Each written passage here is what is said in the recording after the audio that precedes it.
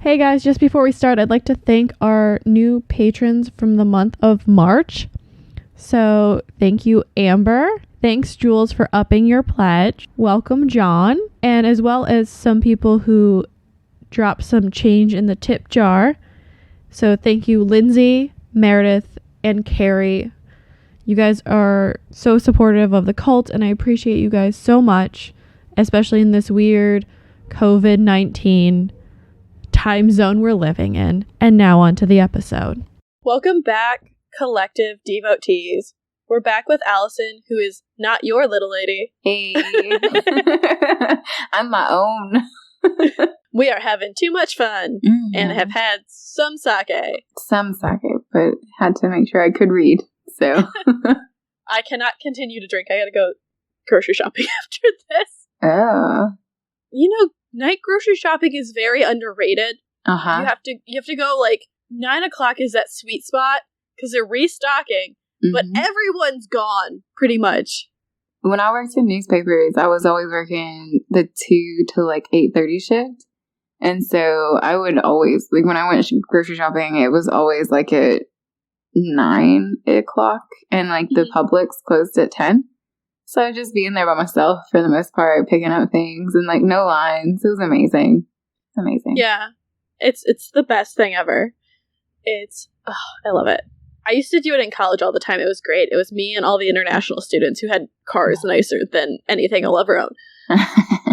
Like straight up. Always. So, do you know Alan Berg, the story of his life? No. Okay. I don't. I already warned her. It's going to get real dark. And I'm ready for that sadness. I was prepped for the past week and a half on being sad, so I'm prepped. So he's really known for being, I don't know, like a radio DJ, I guess is what you call it, in Colorado. So he was actually a native of Chicago. He came from a Jewish family. He went to the University of Colorado, Denver, then transferred to the University of Denver. So we just bypassed a lot of his life really quickly, but he's really known for what he does later on. He was like 5 when he went to college. Yeah. Well, he's just so young. Well, we don't really I was kind of like, okay, there's a lot to shorten the episode so it's not 12 hours long. I shortened it. Yeah. He's fascinating. I love this. One of his fun facts on everything that you see is he was 22 when he became one of the youngest people to pass the Illinois State Bar exam, and he actually practiced law in Chicago. I'm like, dang. That is young. Mm-hmm. I wasn't that focused when I was 20, 21. Is that what you said? 22? 22. Yeah, I wasn't that focused. No. So that meant he hurried up after college to become a lawyer. Uh-huh. He worked in Chicago for 10 years. But he had kind of changed his life because he began experiencing seizures really frequently. And he decided a healthy way of dealing with that was by drinking heavily. You know, that classic. Yeah, I think that's a lot of people's solutions when they're having issues. It's not the best. No, not for seizures. No. Oh, yeah, that would be... That'd be really bad. But would it slow his brain down where it wouldn't be... I don't know exactly how seizures work. I'm not a doctor. But would it I don't know. I feel like there's some things that are overactive, and maybe that's what he's trying to numb his brain so it stops happening. Yeah, maybe. I don't know. Doctors, don't get mad at me. We are not doctors. We do not know. So his wife, Judith, was like, "You need to get help. Please get help for the drinking and the seizures." So he's like, "Yeah, you know what? You're right." He quits his practice. So he's like, okay, we're going to try to deal with this head on. They move to Denver, which is Judith, his wife's hometown. He goes into rehab, but the seizures continue. So they're like, okay, it's not just the drinking and the stressful lifestyle. They go to the doctor, they find a brain tumor, and he has it removed, and he fully recovers. It's kind of funny, if you see pictures of him, he always has bangs. Bangs? Yeah, he's a man with bangs. A man with bangs? I'm confused. Yeah. Well, he has bangs because he wanted to cover up his surgical scars. Because remember, he had a brain surgery, so he doesn't, think about it if you don't want to, if you're kind of self-conscious about that. So he had a chili bowl his whole adult life? I'm trying to remember what style of bangs it was. Were they emo bangs? Were they like swept over? Baby, what if he had baby bangs? No, they're luscious bangs. Oh. It's like a bowl cut style. So he had a chili bowl. I guess people don't call it chili bowl. That's what we called it. Oh, yeah. No, I've never heard that called that. I think that might have just been my family. I don't know. Because, I tell people that all the time, and they're like, what are you talking about? And then I say bowl cut, and they're like, oh, I get it. Yeah. I guess you just have the bowl cut is your chili bowl. Yeah, you eat chili out of the bowl that you got your bowl cut from, so it's a chili bowl on your head. I love that.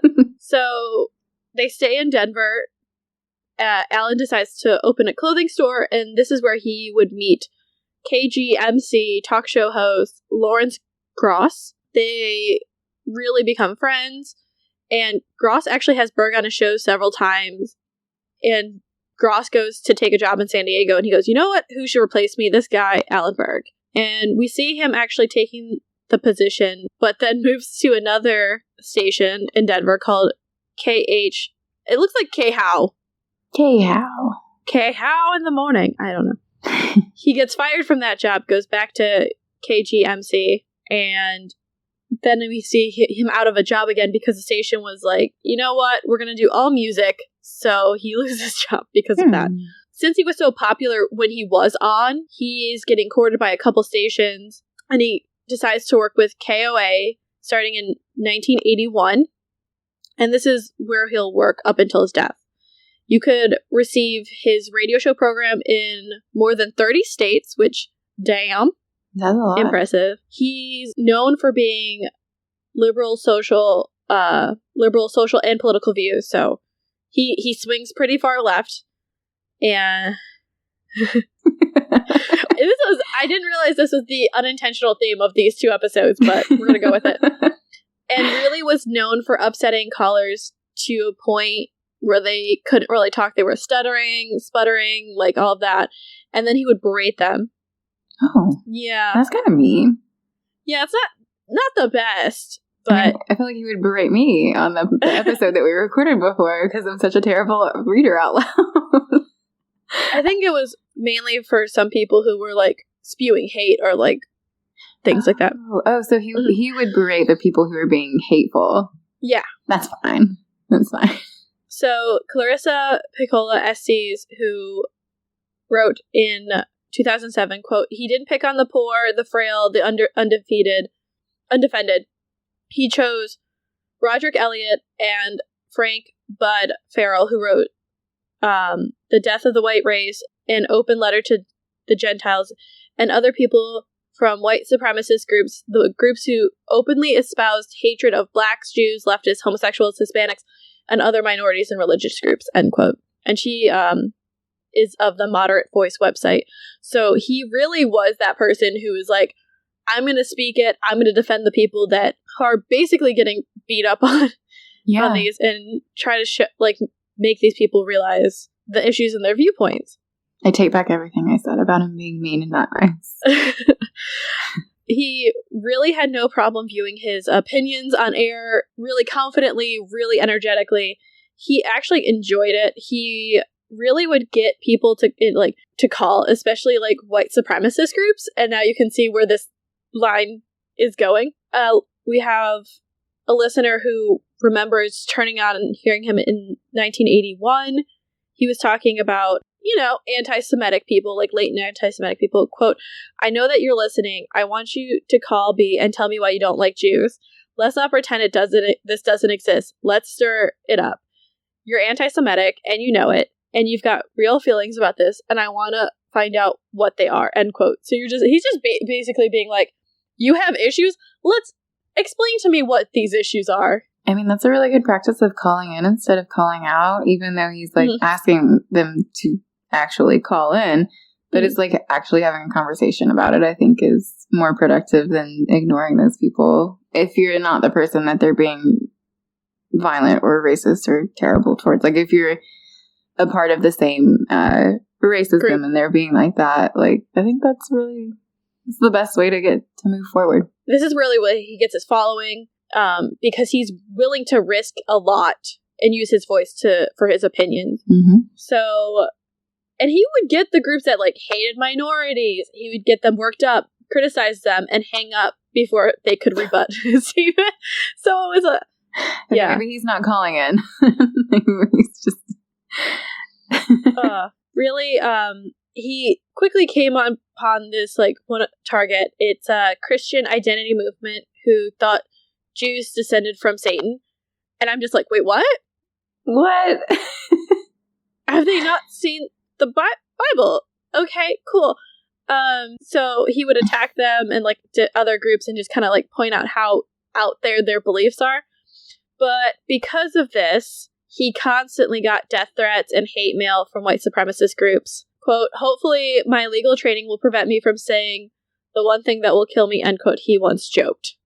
Mm. So I just love, there's like there's this one really interesting case that we're going to get to before we get to the actual crime that's going to happen in this. Okay.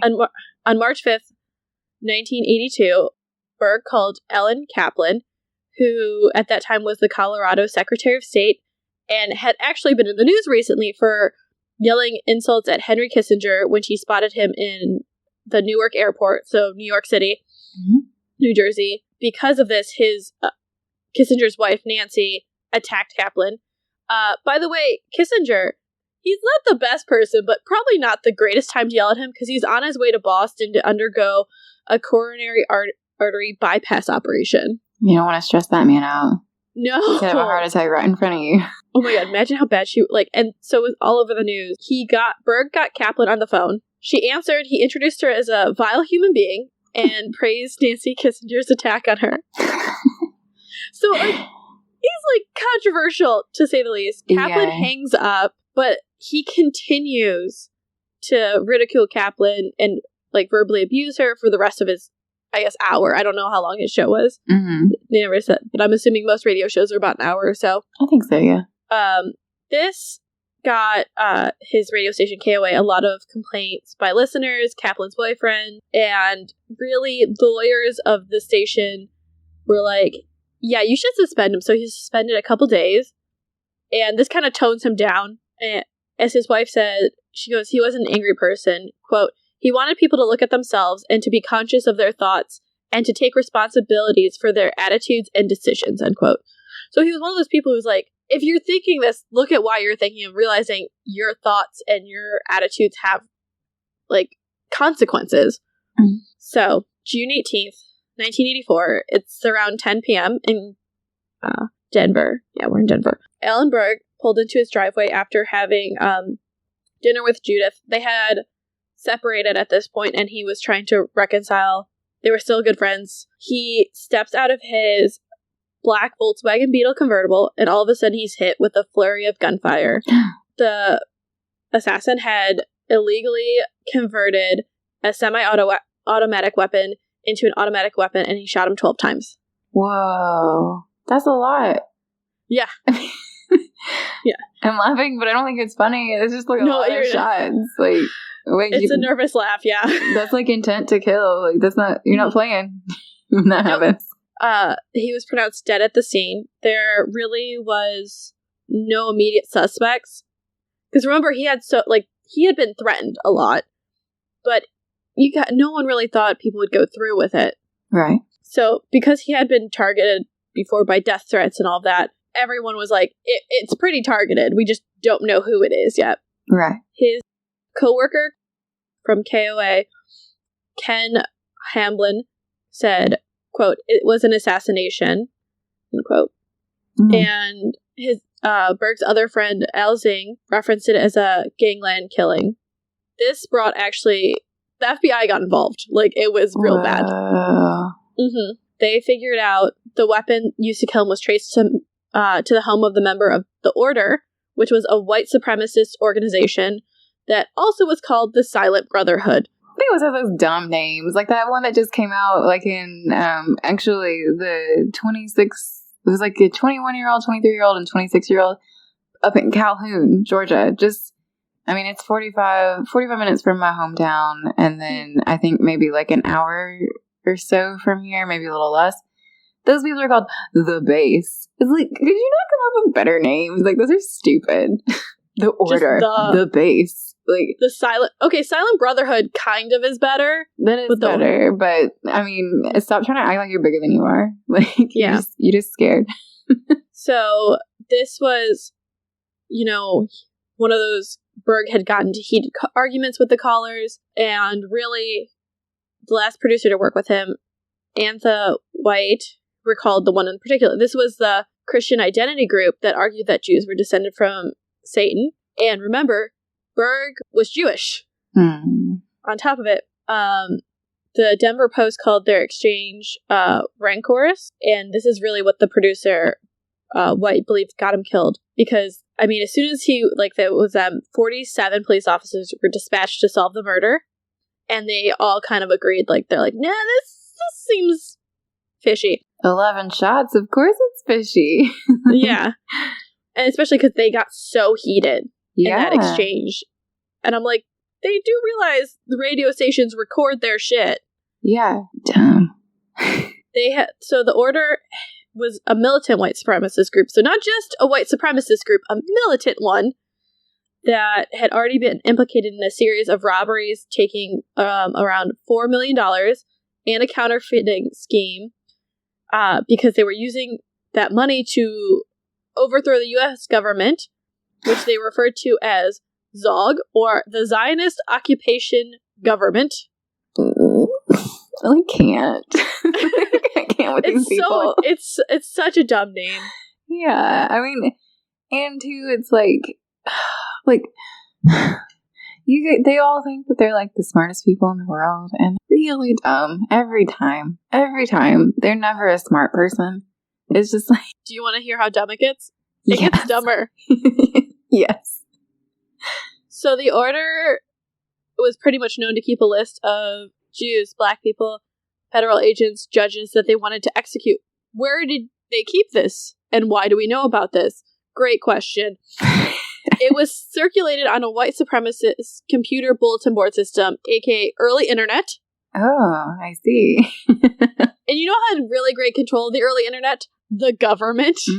The best place to keep something is the internet, especially if you want it to be a secret. Mm-hmm. And Berg's name was on that list, so... They're dumb. I told you it got dumber. It got way dumber. They're just like, we're going to put it up on here. It's like, do you not think that they're tracking this? At least give, if you're going to, try to murder people and you make a list, at least give them, fake names. Or give them code names that you only understand. Or maybe just paper. Yeah, or don't murder people, too. Yeah, I feel like, again, every once in a while on the show we have to remind people, please don't murder people. Or commit hate crimes. Yeah, so there were 10 defendants, and there were 13 other names in a racketeering indictment. And their plan was to establish an Aryan homeland where whites could maintain the purity of their race, which is really funny because white people didn't even start here. And I'm just, I feel like who even wants to do that at this point? I don't know why people care about that so much. I was at something the other day, and it was talking about, it was the first two students who integrated the University of Georgia school. One of them passed away when he was kind of younger, but then Charlene, who was the woman who did, they were just talking about they were talking about race and talking about things like that at this thing that I was taking pictures at, and I just thought to myself, I was like, I don't understand why people I'm not one of those I don't see race people, because it certainly impacts people's life. Being a certain race impacts your life, and I don't know that experience.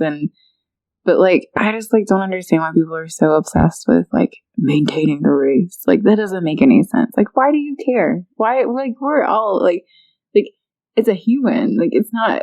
I don't care if everybody else is white. I don't want everybody else to be white.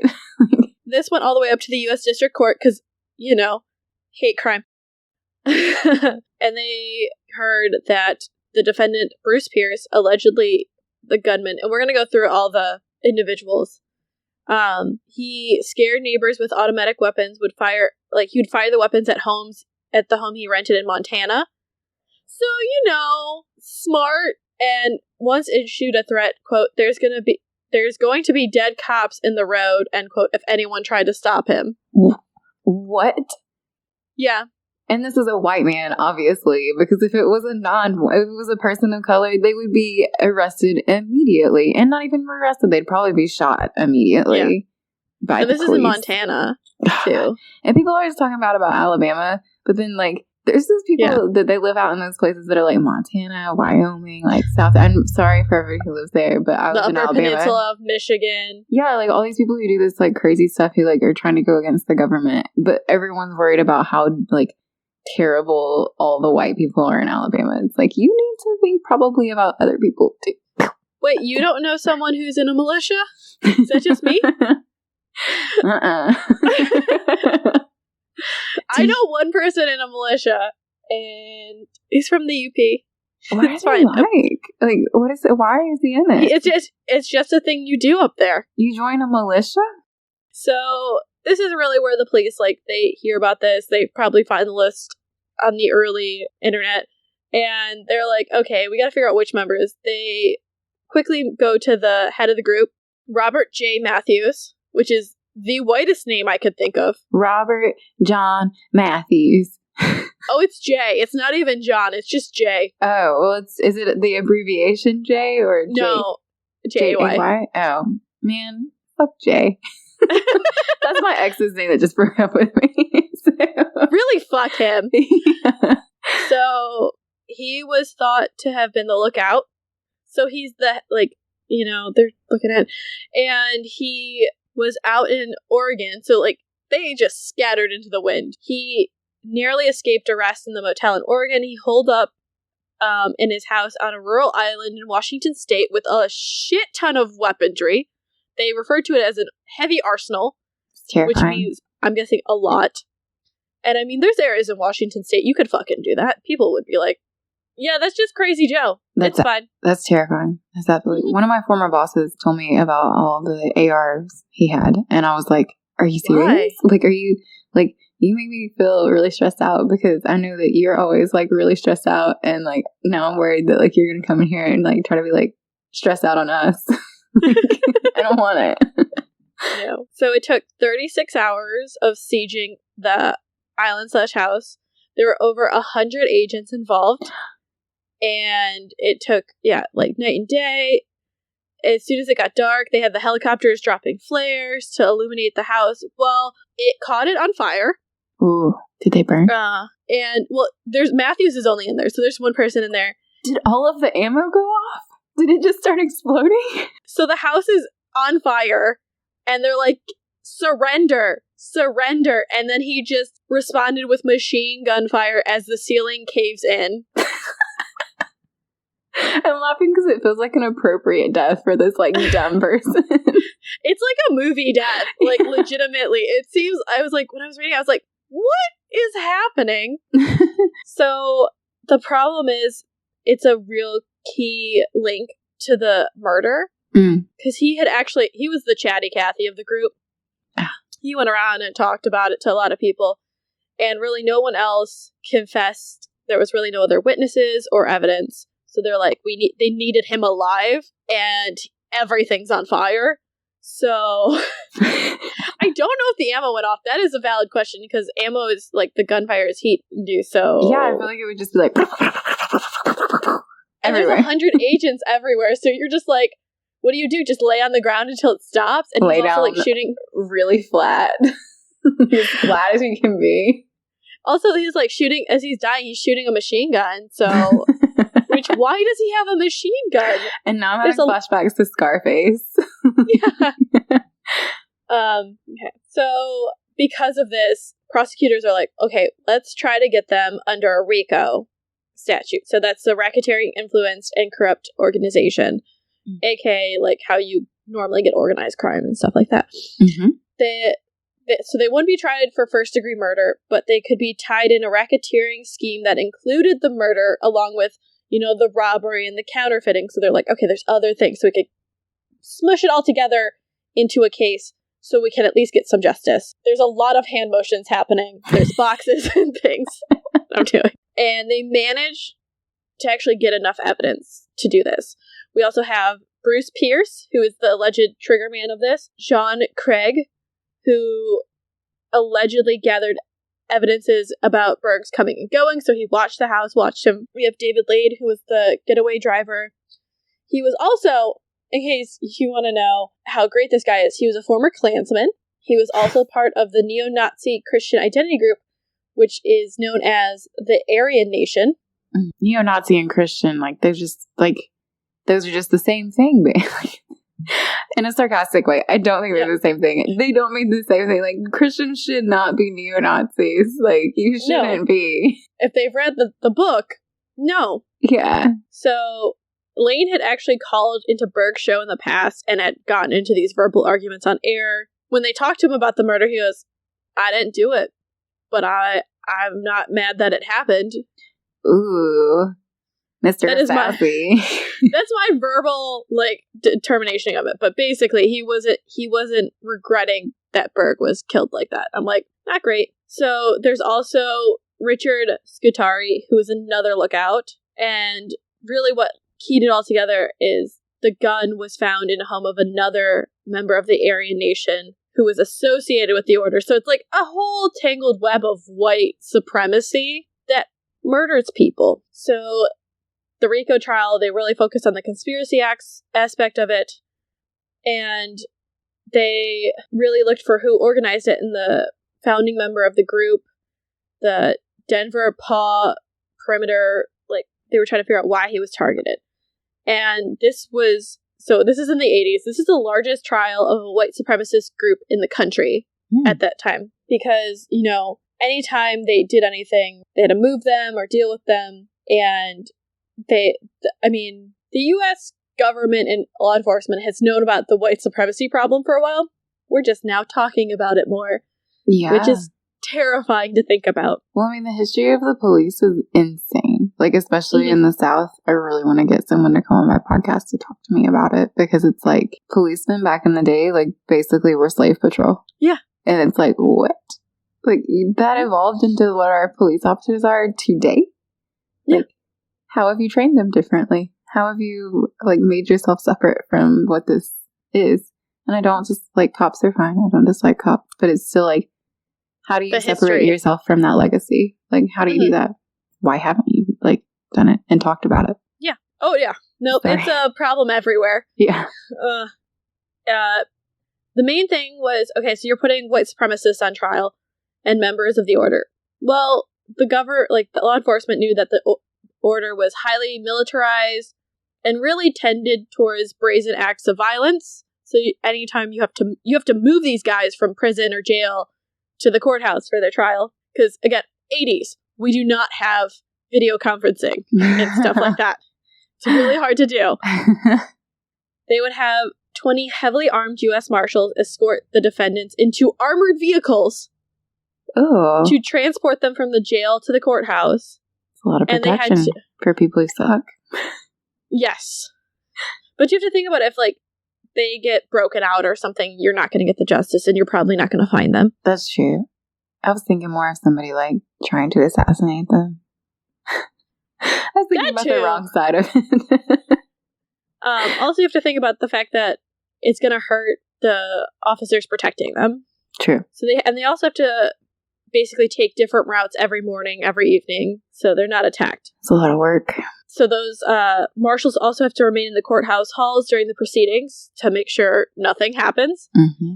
You should, if you're getting your fair trial, you need to be safe and not threatened. So the jurors of the case were given a 62-page booklet of instructions on how to interpret the case. Because, you know, RICO charges, most people don't deal with that. Oh, right. Yeah. Jurors deliberated for 2 weeks, and at the end of it, they determined and announced that all 10 of the men were guilty on the RICO charges. But not on murder? Well, they couldn't really do that because they didn't have enough evidence to say who shot the gun, who planned it, but they could say there was a conspiracy. Okay. So they get them on the conspiracy to commit murder on top of, like, the robberies and planning to overthrow the government. Parameter responded that Berg, quote, was mainly thought to be anti-white and he was Jewish, end quote. Which the whole question of whiteness is interesting and very complex. And we're not going to go into that because that's going to get very intense, Yeah, to say the least. So we have, on top of the case, we have Dr. George Ogura, who is the pathologist for Denver, who determined that several of the bullets entered and exited Berg's body 2 or 3 times before he fell. And one of the bullets shattered the base of his brain, another passed through his heart. It was hard to determine what actually killed him because of that. And he was buried at Waldheim Jewish Cemetery in Forest Park, Illinois. And of the 10 in the RICO charges, 4 were indicted on federal charges. So you have Gene Craig, David Lane, Bruce Pierce, and Richard Scudari. Only Lane and Pierce were convicted. They couldn't do it of homicide because that's a state crime. So this is what I was saying. They got convicted of racketeering, conspiracy, and violating Berg's civil rights, which are federal crimes. So that's where, like, the kind of the hate crime comes into it. Mm-hmm. So those are all life terms, basically. Lane's sentence was 190 years. Pierce's is 252 years. So we have the order proven that they are willing to go and kill and commit crimes like this. The FBI still argued that the order was, quote, not a major threat, end quote, because of their small numbers. All the time. It's not their small numbers. It's because of their skin. It's because they're white men. So this is has been proven to be a really underestimation of their power. So they might be small, but as they've investigated the group further, and groups like this would be shown to be a highly militarized web of white supremacist groups across the country. So, like I said, a web. It's like this links across the country. They're linked to numerous crimes and violent plots. What kind of plot, might you ask? Because remember, they got convicted in the 80s. In 1995, Timothy McVeigh would bomb a federal building in Oklahoma City, ending up killing 168 people. And that was what... Ugh. Mm-hmm. Ugh. So I'm going to end this with Mark Potok, who's the director of the Intelligence Project at the Southern Poverty Law Center. I was actually going to talk about them. Go ahead, sorry. Who really looks at Berg's assassination as a precursor to the Oklahoma City bombing, saying, quote, in a sense, it was one of the opening shots of a truly revolutionary radical right willing to countenance the mass murder of American civilians for their cause, end quote. The Southern Poverty Law Center is also really good as far as, like, figuring out what is actually a hate group. I think more so than the actual government, because I think the government's a little slow on moving with that. But they're good. They're a really good resource for that. And they're based in Alabama. Yeah, they're very good at determining, like, what level to, like, hey, this is a really organized hate group. Mm-hmm. Or just a couple kids messing around in a forum and stuff like that. So, yeah, it's crazy to think that one man's, like, basically radio show ends up getting him assassinated, and we see this connection leading all the way to a bombing of a federal building. Yeah. I mean, you gotta be careful when you're when you're a broadcaster. Us as podcasters, broadcasters, journalists, you gotta be careful who you talk to. People are crazy, and then they all get indoctrinated into the same thing, and then end up bombing a building and killing a bunch of people in Oklahoma. It's crazy. Yeah, this was intense, especially when I was researching it, because he seemed like someone who really just wanted to make people think and question and realize, hey, maybe that doesn't look right.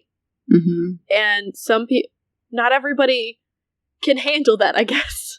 Yeah, I mean, some people just don't want to have their views challenged, and like they're just so like entrenched in their hate and in what they've always been taught that they can't even they can't even begin to think about anything differently. And then when you challenge it, like, it's just anger that comes out, because I feel like maybe they're not that smart anyways. And like anger is the response you get. Like anger is just like your like carnal response. Like I don't know if carnal is the right word, but it's like your like not animalism. It's your response that you go to first Like, it's your monkey brain response. Yeah. So, like, it's what you, like, immediately what you do. And so that's what all those people are going to do, because they're not evolved humans. Or they just, I think a lot of the situation would be better if you interact more with people of different cultures, races, creeds, sexualities, and realize, oh, everybody's actually humans. And we're just all on this rock in space trying to live our best lives. Yeah. Determining what's real and what's not. That's all we're doing out here. Yeah. But it's a shame that that he wasn't protected in the way that he needed to be. But if you have to think about it, how frequently were journalists being attacked, or like even just radio hosts being attacked in the 80s? Yeah.